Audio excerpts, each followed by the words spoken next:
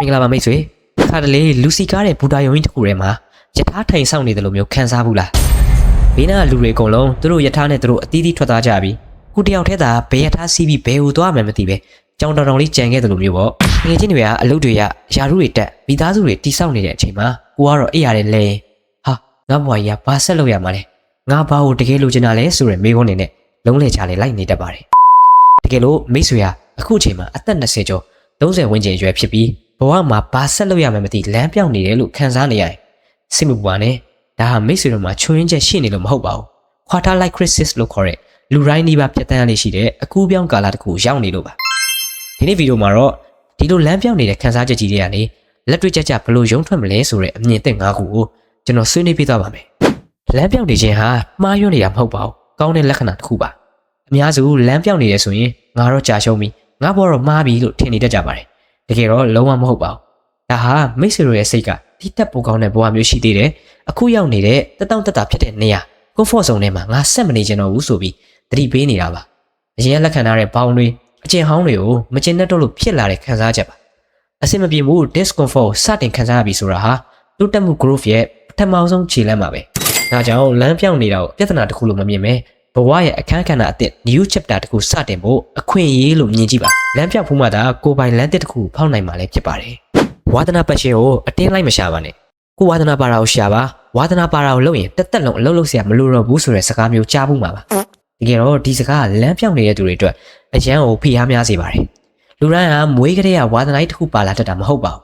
ဒါကြောင့်ဝါသနာဆိုတဲ့စကားလုံးကြီးကိုခဏမေ့ထားလိုက်ပါအဲ့ဒီအစားစူးစမ်းခြင်းစိတ် curiosity ကိုပဲလိုက်ကြည့်ပါဒီຢာလေးတော့ငါစိတ်ဝင်စားတယ်ငါစမ်းလုပ်ကြည့်ခြင်းနဲ့ဆိုတဲ့အသေးမွားလေးတွေကနေစတင်ပါ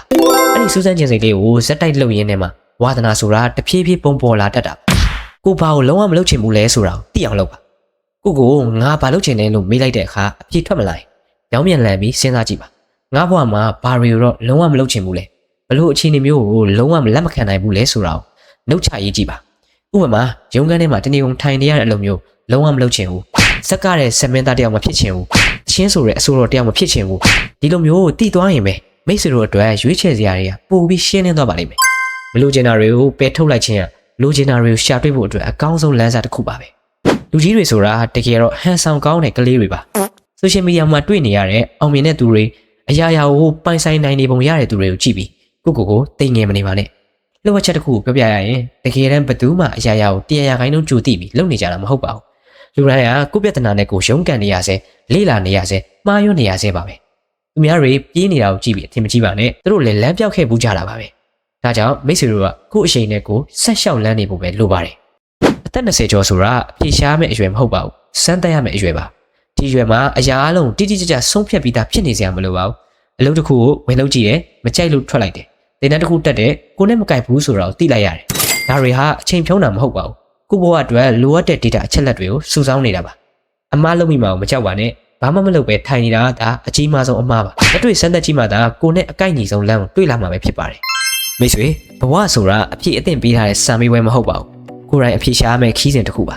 အခုလက်ရှိလမ်းပြောင်းနေရဆိုတာဟာမိတ်ဆွေတို့ရဲ့ဘဝကိုစိတ်မြင့်တင်ဖို့ upgrade လုပ်ဖို့ပြင်ဆင်နေတဲ့အချိန်ကာလတစ်ခုပဲဖြစ်ပါတယ်ကြည့်ရှုနေတဲ့မိတ်ဆွေတို့အနေနဲ့ရောအခုလက်ရှိအချိန်မှာဘဝရဲ့ဘလို့အပိုင်းတွေမှာလမ်းပြောင်းနေတယ်စိတ်ရှုပ်ထွေးနေတယ်လို့ခံစားနေရတယ်အောက်က comment မှာလွတ်လပ်ရှင်းပွင့်ဆွေးနွေးပေးသွားလို့ရပါတယ်ဒီဗီဒီယိုလေးကမိတ်ဆွေတို့အတွက်အသိပညာဗဟုသုတရစေတယ်အကျိုးဖြစ်ထွန်းစေတယ်ဆိုရင် like လုပ်ပြီးတော့ကျွန်တော်တို့ရဲ့ဆရာသက် channel လေးကိုလည်း subscribe လုပ်ပေးသွားကြပါအောင်နော်နောက်ဗီဒီယိုမှာကျွန်တော်တို့ပြန်တွေ့ကြပါအားလုံးကိုကျေးဇူးတင်ပါတယ်